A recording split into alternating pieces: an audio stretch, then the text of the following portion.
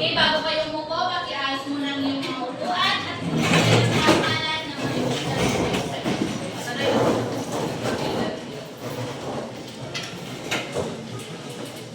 Pag monitor, may iba ba sa ating klase? Wala? Sino? Mario, Avalos. And then, okay, pakisabihan sa kanila na sa susunod ay pumasok para makahapon sa ating aralin. Okay ba? Yes, ma'am. Okay, so bago tayo magsimula, ito muna ang mga ilusunin na dapat ninyong sundan hanggang matapos ang ating klase.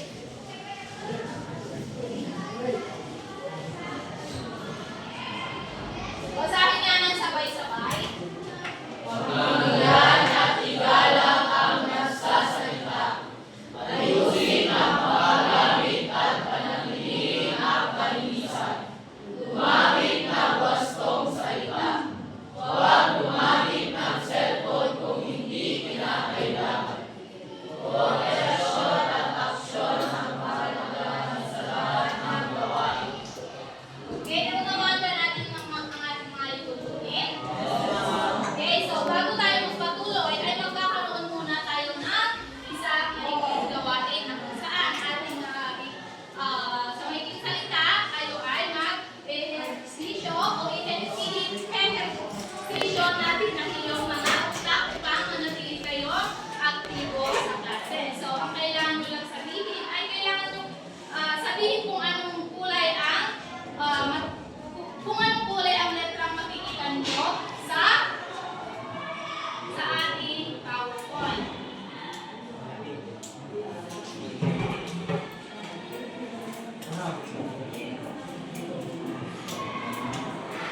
Okay, tandaan ninyo ang kulay nito ang sasabihin nyo, hindi ang basa.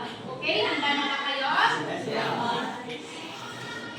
Okay, kailangan mabilis ha, at kailangan lahat kayo ay makikipag-participate. Handa na ba? Yes. Ha?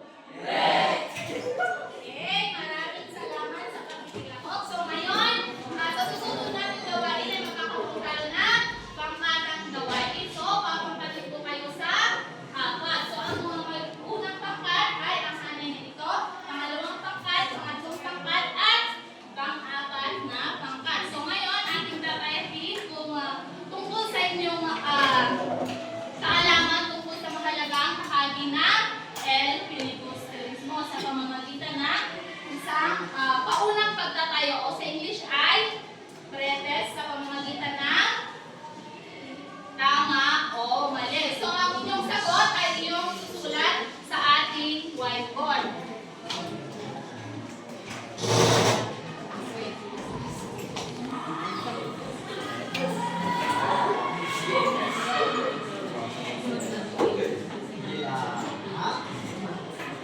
Bago pala yan ay bumubura kayo ng bilog ng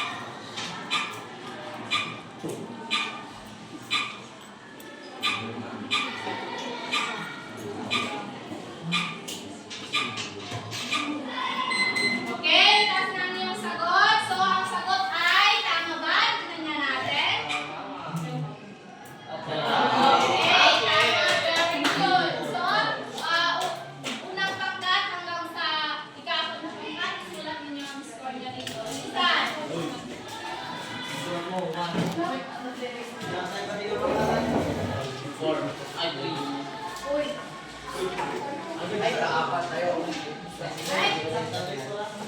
kayong magsalita ng bad words, ha? Okay, para sa susunod, handa na ba?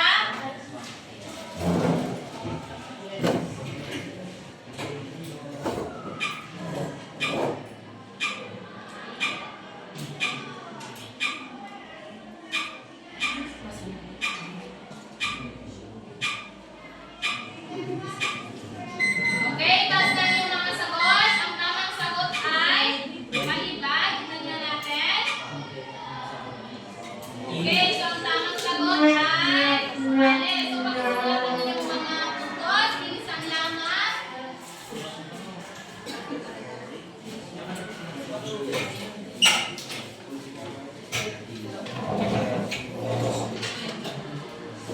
Okay, ang susunod ay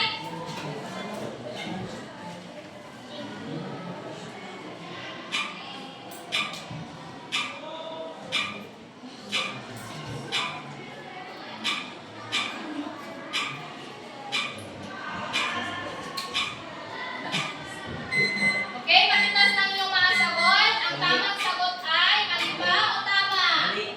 Okay, tignan nga natin. Mali. So, sa mga nakakuha, ay sulat din yung puntos.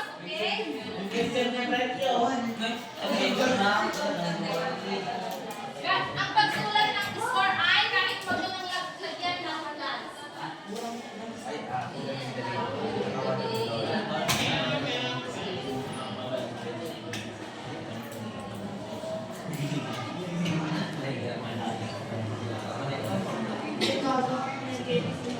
Okay, ang susunod naman ay, handa na ba?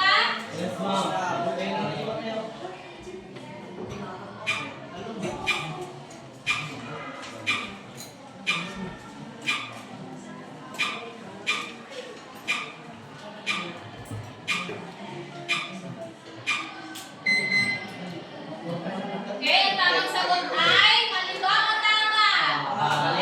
Okay, tignan nga natin ang tamang sagot, kung tama ba o mali. Okay, ang tamang sagot ay tama. So, maaaring nyo din pang isulat ang inyong mga puntos. Okay, next! Ang panghuli ay, okay, bilisan!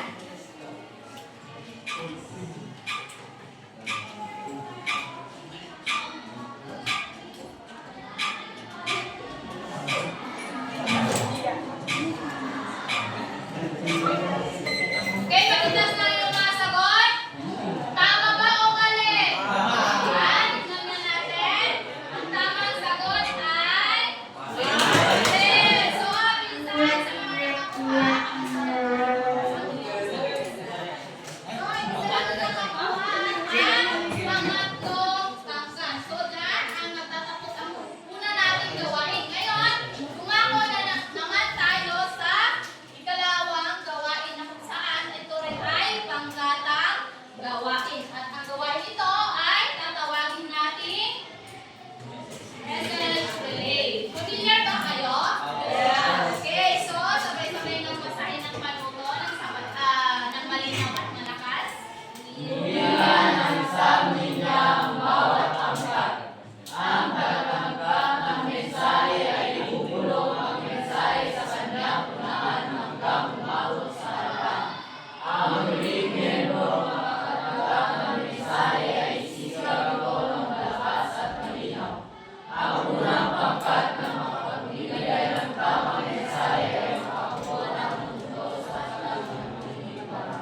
Okay, naintindihan ba natin ang ating panuto? Kung gano'n, ay mag-linya na ang bawat pangkat na isang linya. Paano niyang makukuhan?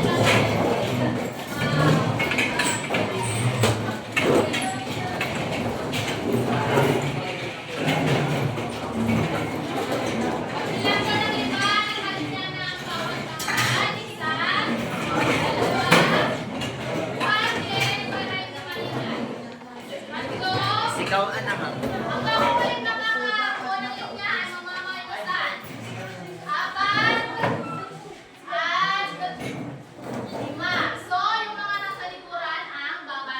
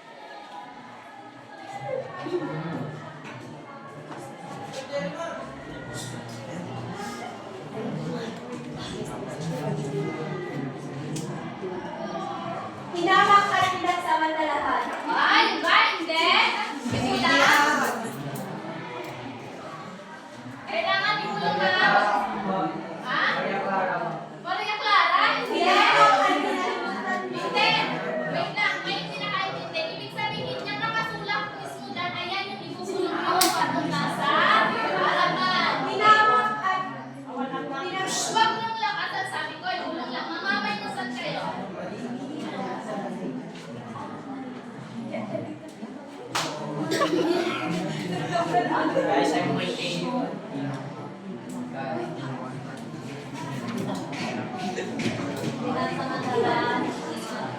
Hilawak, pinasamantalahan. Hilawak.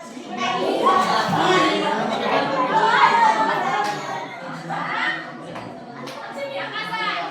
O, lakasan mo. Dito ka. Lakasan mo para naman yung bilang. Ngayon yung kung tama. Hilawak, pinasamantalahan. Iniwan at binalit. Dinalit ba?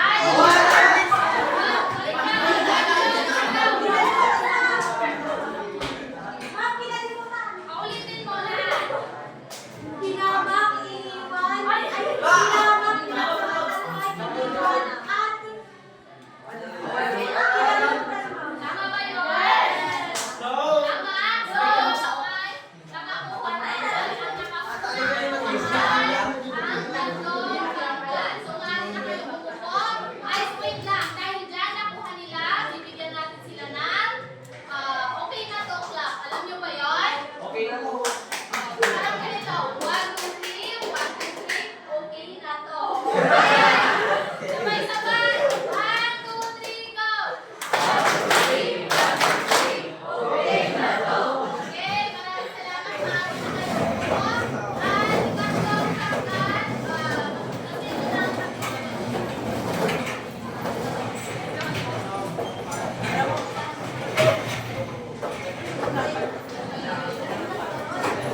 Okay, pagpahingan, kuhanin ang upuan. So ngayon ay, ang susunod natin gawain ay, okay, sabay-sabay na basahin.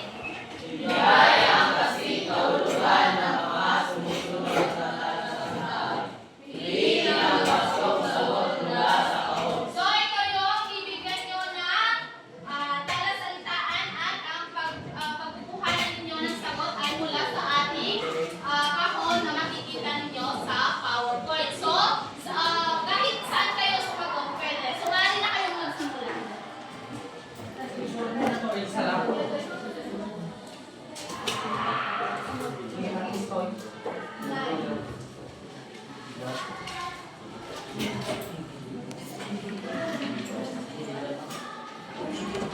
Hindi, by group, yes.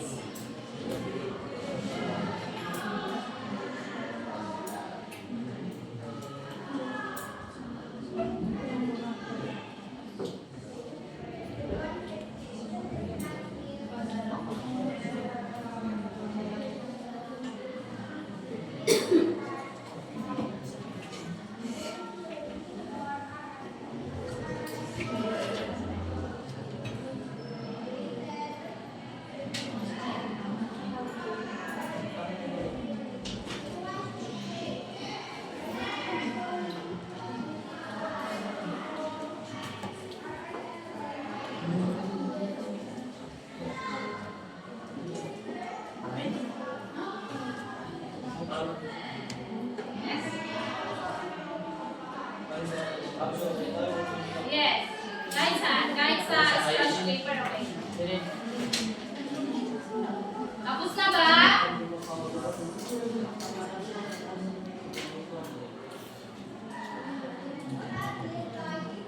Okay, tapos na ba? Atin na yung wasto kung tapos na. Sino hindi pa tapos? Okay, pakibilisan lamang ikatlong pangkat.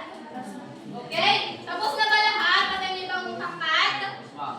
Okay. Sige, atin na yung wasto kung tama ba ang inyong mga sagot. Lianes ha?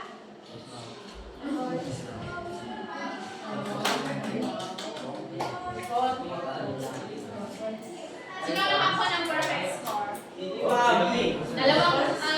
Ikalawang pangkat lang at ikaapat. Kayo ay 3 sa kabila. 4. Okay, very good. Sige, lagay na ninyo yung punto sa harapan. Pakibilisan lang ha.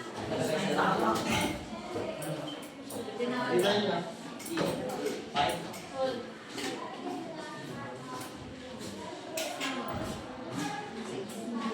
Okay, so batay pala sa naging gawain nyo kanina, ano sa tingin nyo ang ating mapag-aaralan ngayon? O sino ang pangunahing tauhan na ating tatalakayin ngayon? O yes? Yes? Okay, tama. Si Huli. Okay, lagyan mo ng isang purpose. So ngayon, tayo ay manunood ng Kabanata 13 na pinamagatang si Huli. Pero bago iyan, ay sabay-sabay munang basahin ang gabay na tanong na inyong bibigyan pansin upang mas higit na paunawaan ninyo ang kabanatang ating tatalakayin. Sabay-sabay basahin.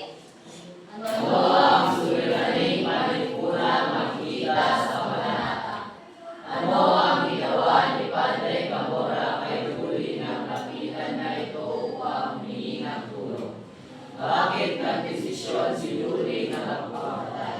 Bakit napilitan si Yuli na lumapit kay Padre Camora? Paano'y malikita sa kabanata ang kawalan ng hustisya? Okay, ngayon umayos na kayo ng iyong mga upo at magtala ng mga mahalagang impormasyon tungkol sa ating papanoorin kabanata. Handa na ba kayo? Handa na ba kayo? Magandang araw! Sa video na ito, tatalakayin natin ang buod ng ika-30 kabanata ng El Filibusterismo ni Dr. Jose Rizal na may pamagat na si Julie. Pag-aaralan din natin ang mga mahalagang pangyayari, tauhan, tagpuan, talaslitaan, at aral, mensahe o implikasyon na matatagpuan sa kabanatang ito. Simulan na natin.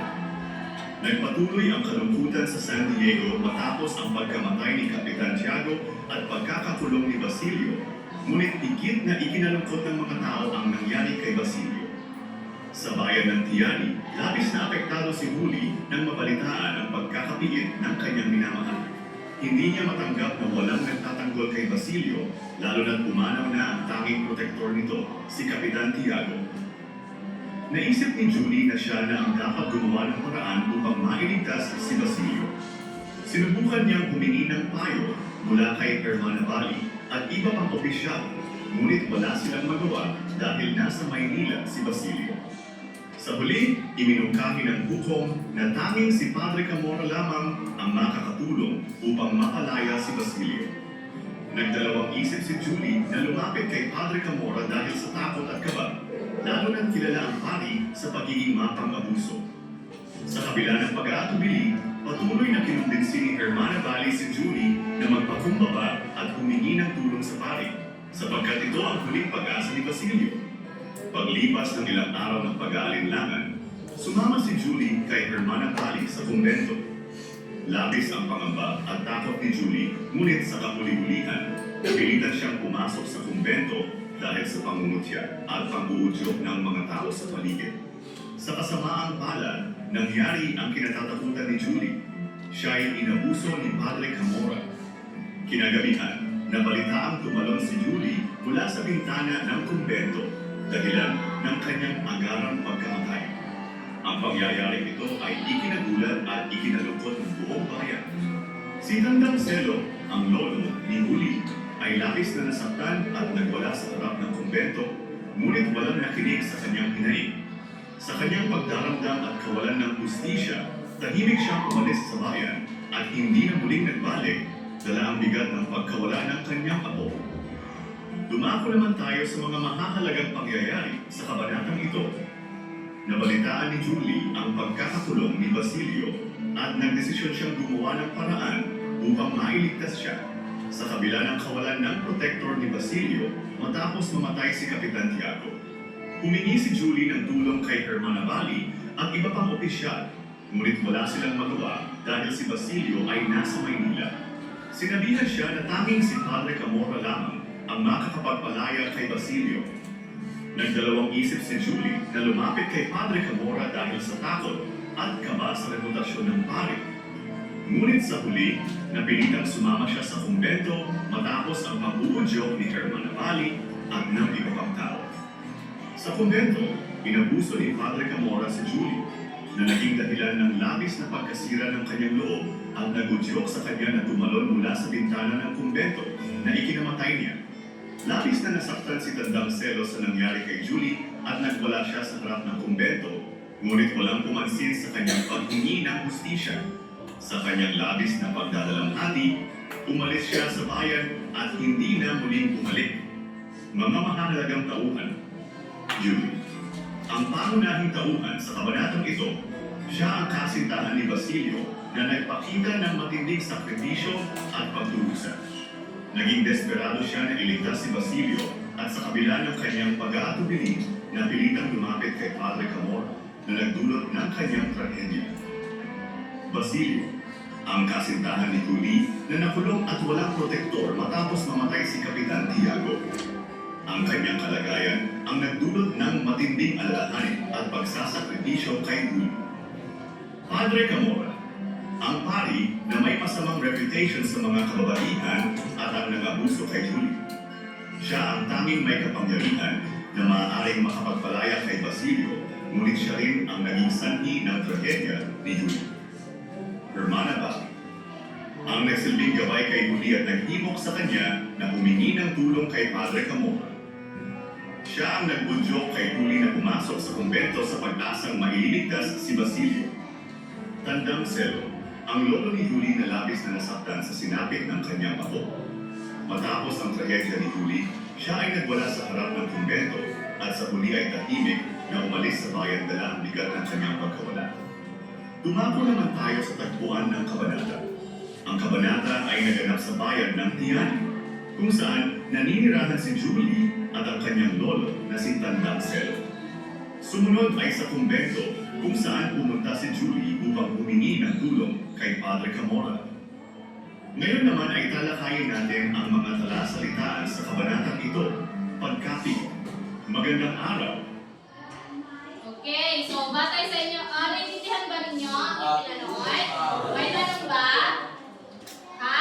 Magtanong kayo kung may hindi ka naintindihan. O, yes. O, sino raw yun? Ha? O, yes. Okay, tama. Si Hermana Bale, okay? Yes, Bali. So, sino naman ang pangunahing tauhan sa kabanata? O, yes. Okay, tama. Si Huli. Sino ulit si Huli? Sino naman ni Huli? Okay, tama. Si Kabesang Talas. Sino naman ang kanyang lolo? Okay, very good. Si Tata Celo. So, sino ulit ang pumilit kay Huli na kay Huli para lumapit kay Hermana? Hermana Bali. So, ano yung mapupulot ninyo doon na aral na kung saan kahit pa nga nagdadalawang isip si Huli na ayaw niyang pumunta sa kumbento o kay Padre Camora para humingi ng tulong ay pinilit pa rin ni Hermana Bali. Sinunod niya pa rin si Hermana Bali kahit pa man alam ni Huli na ikakapahamak niya ang pagpunta sa kumbento. So, ano yung mapupulot natin doon? Oh, yes. Mapupulot natin dun ay hindi pagmamahal gagawin dahil sa matinding pagmamahal sila ay gagawin namin ang para sa mga. Okay, tama naman yun, pero ang tinatanong ko ay sa pangyayaring pinilit ni Hermana Bali si Uli. Sino? Yung ibang kamay naman. Oh yes, Keisha. Kahit na ayaw ni Huling sumunod sa ipinabuutos ni Hermana Bali, out of respect kay Hermana Bali, sinunod na pa rin. So, dapat kailangan huwag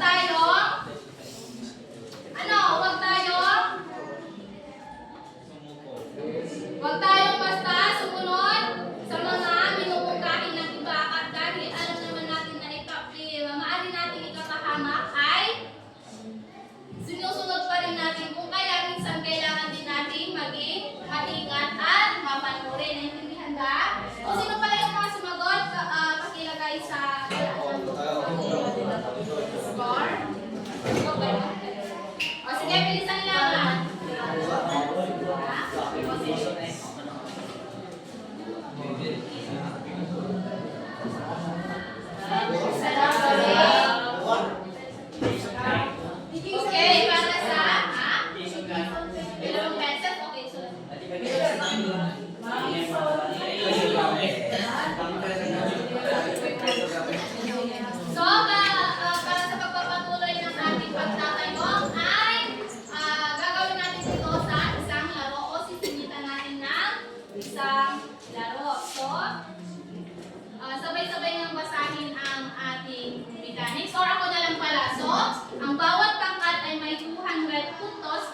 panimulang score. So, isulat na ninyo ang 200 sa inyong whiteboard.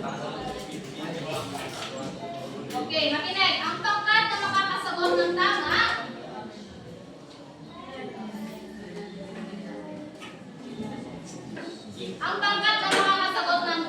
ay makakakuha na isang mystery box. Ang nakasagot na tangkad ay may dalawang pagpipilian. Ito ay ang give the box or give the box. Kung give the box, ibig sabihin sa inyo mapupunta yung score. Pero depende sa nakalagay sa ating kahon.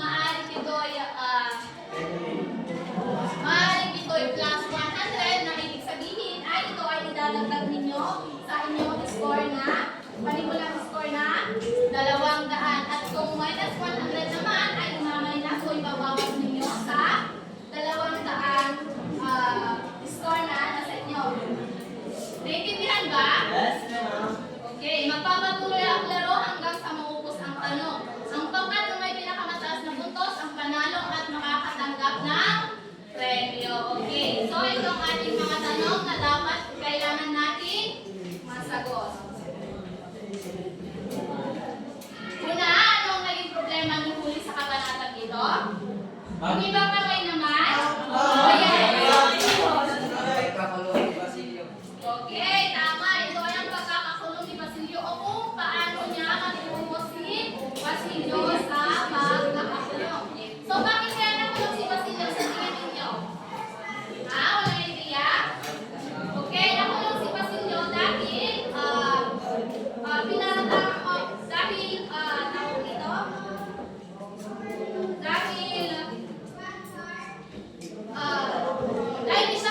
Dahil isa siya sa mga hinalaan sa mga estudyante nagbabalak na magkasik ng revolusyon. Kung kaya siya ay hinuli at kinulong. So, sino yung nakasagot? Lagay nyo yung corner rito. 1 point lamang. So, ang tanong ngayon ay keep the box or give the box? Keep nyo ba? Or ibibigay mo sa ibang pangkat?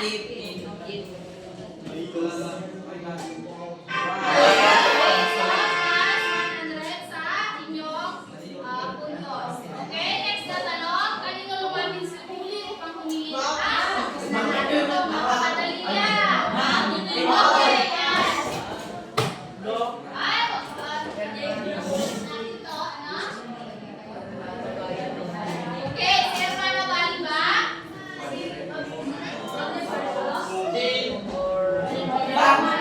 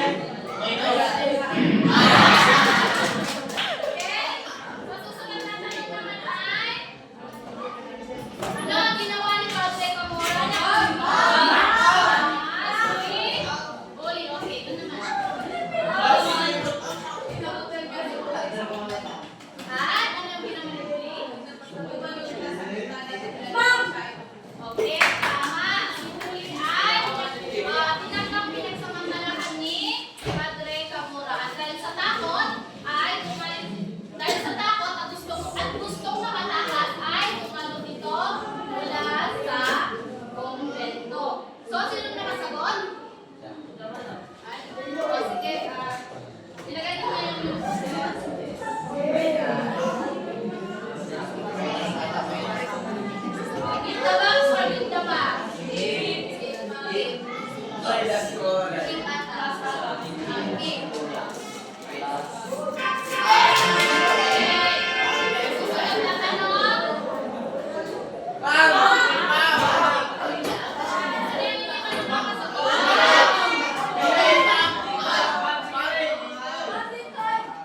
O sige, pinipili sa kanya mga bakit? Esperado si Queen, nailigtas si Basilio.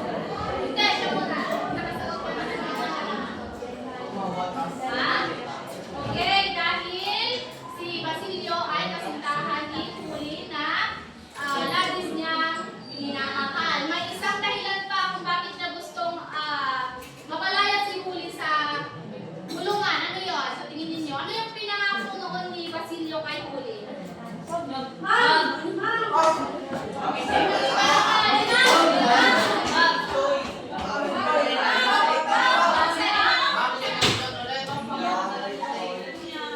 Okay, at dahil doon, ano ang magiging estilo ng buhay nila Huli pa? Magiging maganda dahil si Basilio ay okay, makakapagtapos siya ng pag-aaral at bilang isang doktor. At dahil doon, magiging aangat ang buhay nila Huli. So, kakakuha ng tamang sagot ay sulat ninyo ang inyong score sa tabla. 2 points. Give the box or give the box? Give. Ano ba yung bibigay?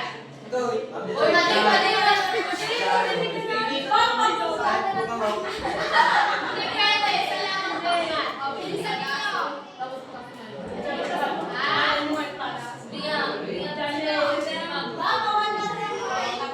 Ay, walang sakitan ng loob nito, ha? Kanina mo bibigay? Kay ikaw magkatangkat?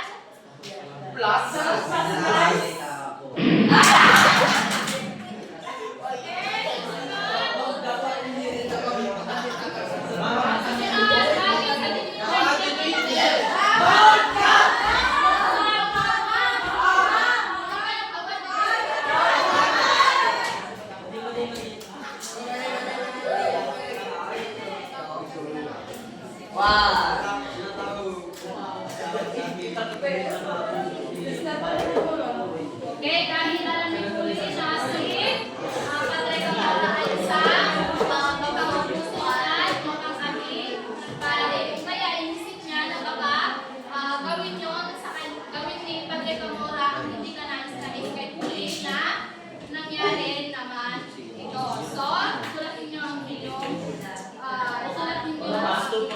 score. 1 point na.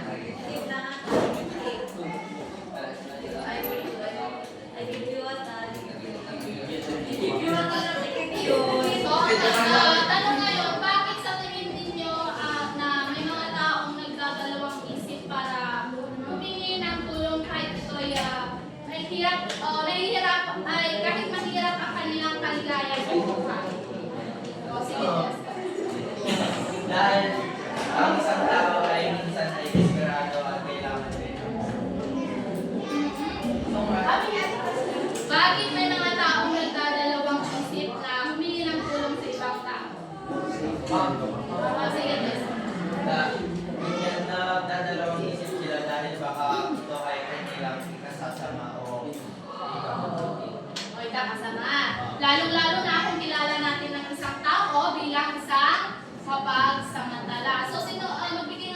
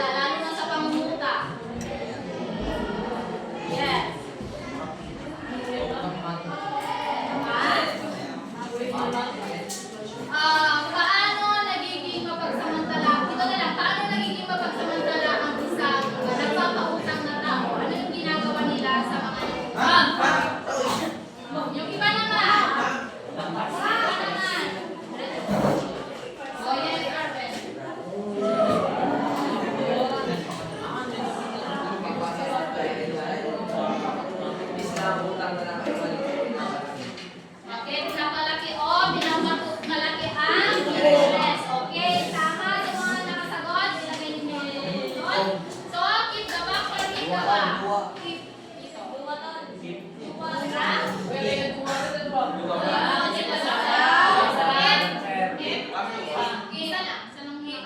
Mahirap pa yun. Pero ano yung sagot niya? Hindi niya masyado naiintindihan kasi yung tanong. Kaya inulit ko siya yung nakasagot. If the box or if the box? Okay.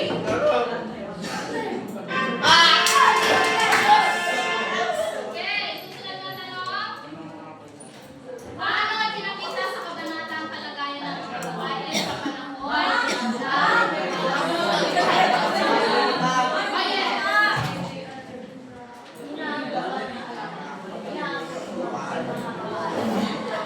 okay, tama ito ay pag-aabuso sa mga kababaihan at pinakita ito sa pamamagitan ng naging karanasan ni Huli na kung kaya siya ay inabuso at pinapil ni Padre Camora. So, is the box or is the box? Yung nagpapa.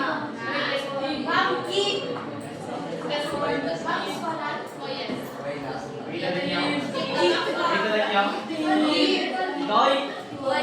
Okay, so dalawang tangkad, sa'yo mapupunta ang laman ng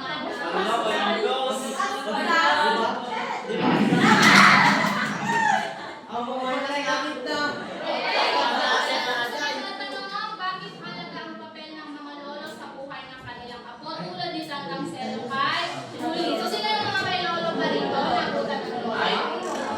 Okay. So, dito naman. Ha? Ayan. Pero, o, lalo-lalo na kung wala na ang magulang at ang ating lolo na lamang ang Sila ang pangalawang magulang ko. Mga apo nito. okay, at sila ang nagbibigay ng pangangailangan, protection, at gabay sa kanilang mga apo na tulad ni Tandang Belo ay siya ang naging isang parang pangalawang magulang dahil nawala ang kanyang ina at si Gabesang Tales. So, bakit nawala ang ina ni Huli? O, bakit siya namatay? Dahil sa taas na kamay. Yung iba naman. Dahil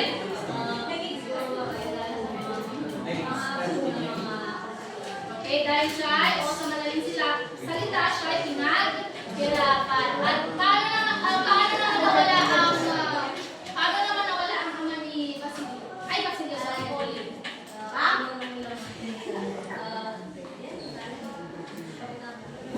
Ay, kinulong si Kapitan Tiago ba?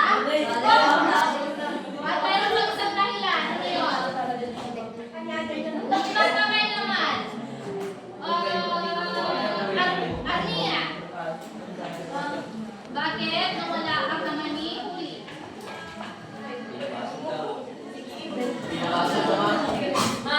Si Cabezang Tales, bakit siya nawala? Dahil, ano ba kasi yung ginawa ng mga Espanyol sa kanyang lupa?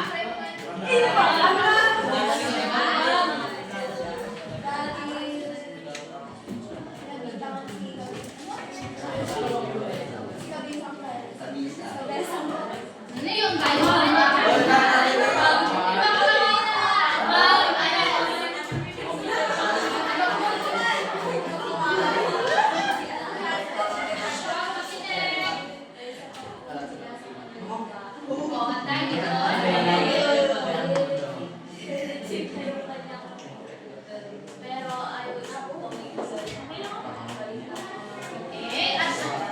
Okay, at ano ang ginawa niyo pagkatapos noon?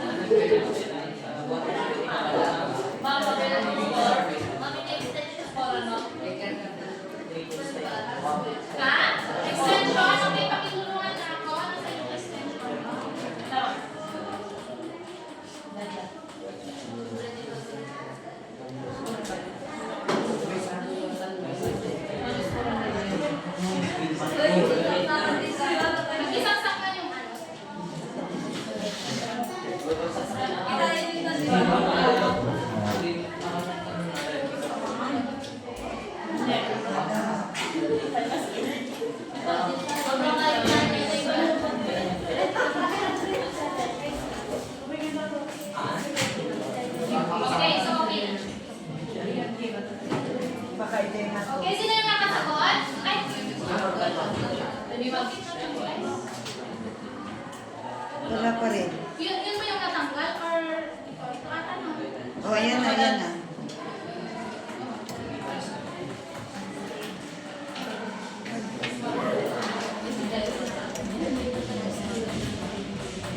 Okay, sa mga nakasagot, narinig nyo na lang nyo ilagay ang yung putos. Sa mga nakasagot.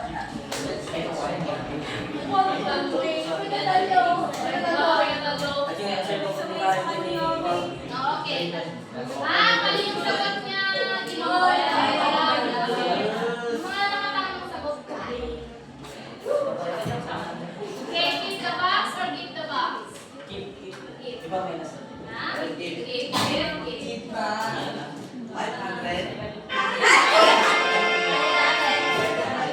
Okay, susunod sa kayo bansungan.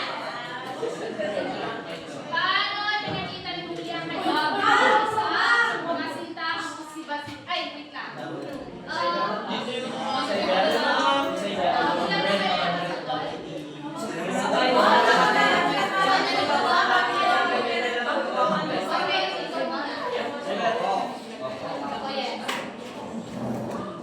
Pinakita niya ang pagmamahal niya kay Basilio sa pamamagitan ng pagpunta niya sa mga kay Padre.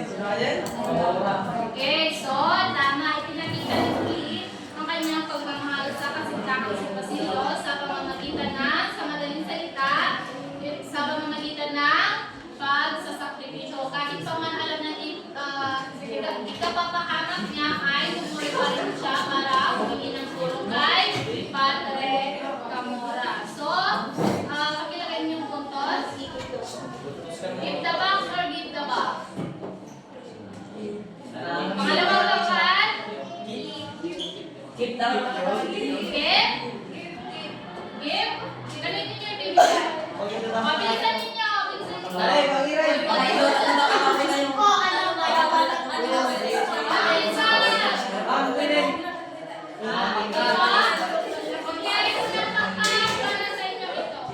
Thank you.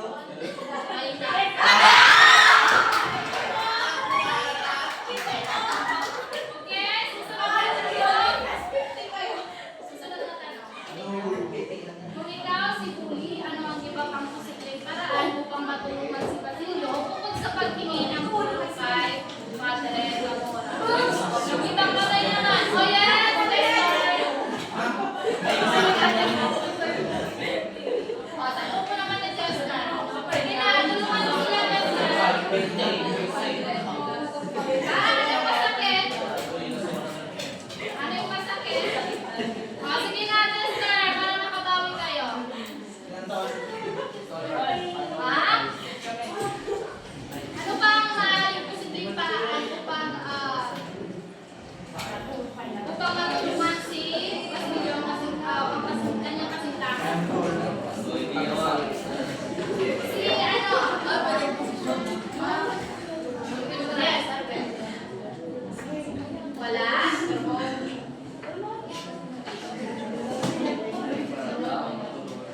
Posibleng paraan upang matulungan si Basilio bukod sa paghingi pa ng tulong kay Padre Camora. Nagapit yan nga Sino si?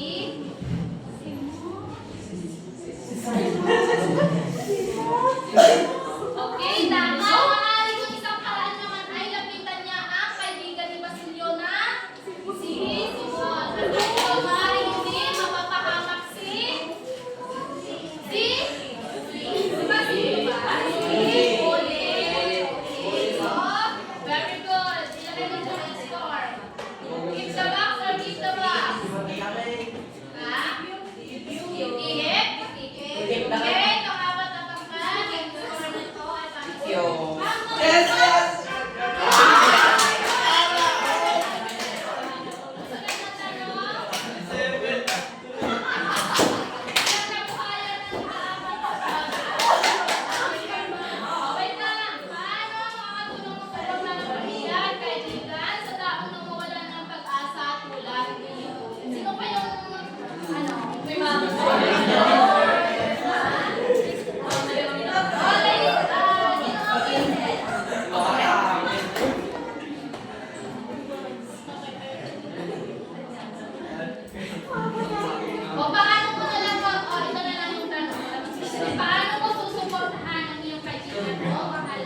o mahal sa buhay na na dumaranas ng pagsubok.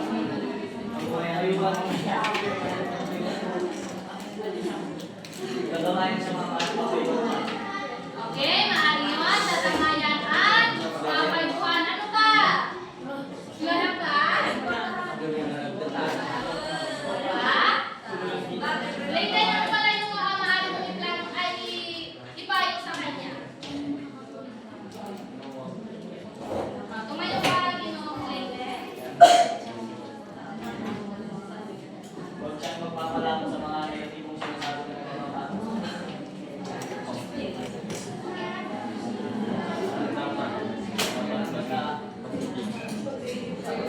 Okay, tama yun. Magtiwala sa Diyos at huwag magpapapekto sa mga negatibong naririnig o di kaya ay nararanasan natin bilang isang tao. Normal lang ang pagsubok dahil sa pagsubok tayo ay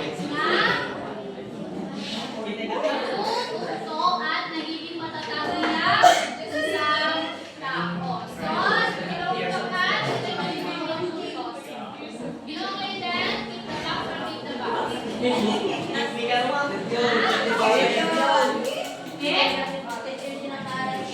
Keep all the box. Okay?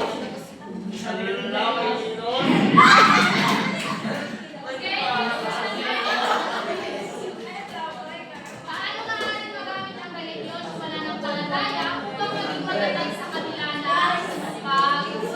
Kaya nga, ano naman? Ayun, magbigay ka na lang ng personal na karanasan na kung saan sa pagkakataon niya ay lumapit ka sa may kapal. Ano nga, anong pagsubok ang naranasan mo sa dumating ka sa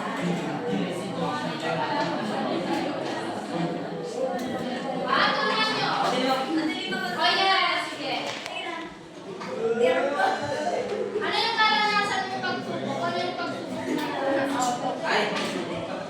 Oh, sige, ibahagi mo yung sagot mo. Sige. Sige na.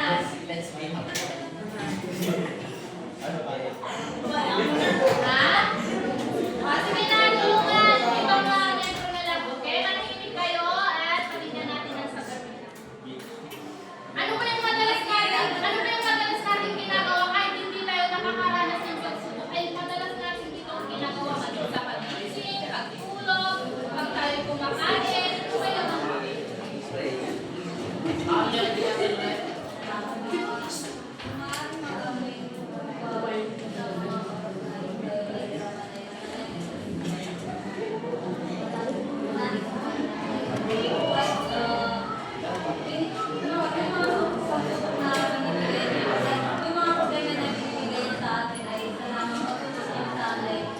Tinitingnan niya kung gaano tayo matatag or gaano tayo kaya sa Okay, tama yun.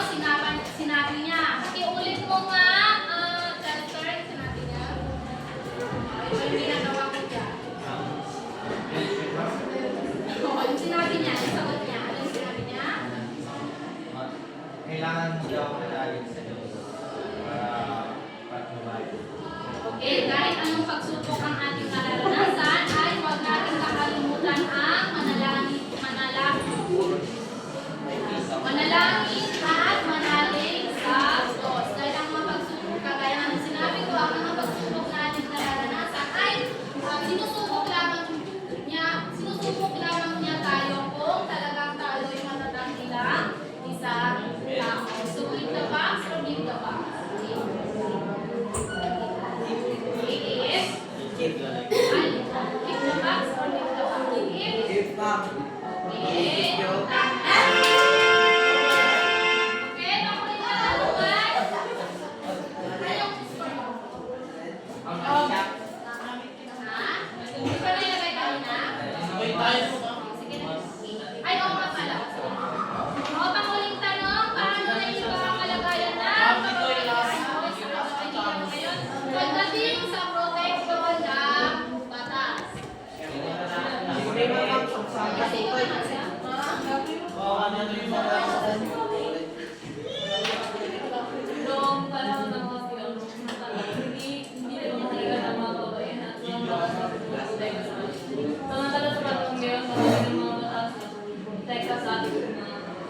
Okay, tama noon ay walang tiyak na batas na sinusunod kaya hindi nabibigyan ng hustisya ang mga suliraning nangyayari. Noon tulad na lamang ang pangabuso kay huli na kung saan hindi nga ito nabigyan ng hustisya.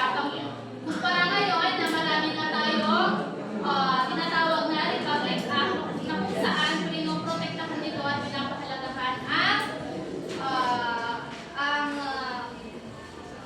pinapahalagahan ang mga kababakitan. So, meron na tayo dito mga halimbawa na nagpapahalaga sa mga babae.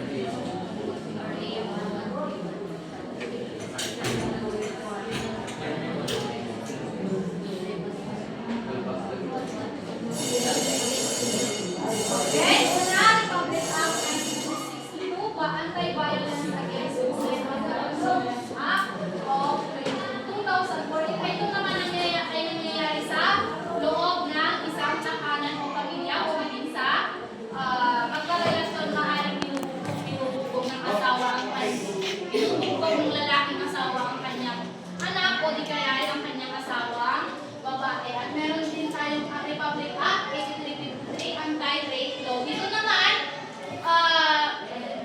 tinutugunan nito ang paggagahasa o di kaya pagtangkang paggahasa sa mga kababaihan. At ang mga sumusunod, Republic Act 7877, Anti-Sexual Harassment Act of 1995 at Republic Act 9208, Anti-Trafficking in Person Act of 2003. At ang panghuli ay ang Republic Act 11648, Specific the Law of Statutory Rape 2022. So dito naman sa pinakahuli ay ito ay tumutukoy sa mga batang nagkakahasa sa taong 14 hanggang 12 hanggang 16. So dyan tayo nagtatapos at ang mga susunod na ating gawain ay ating na lamang itutuloy sa ating pagkikita. So paalam!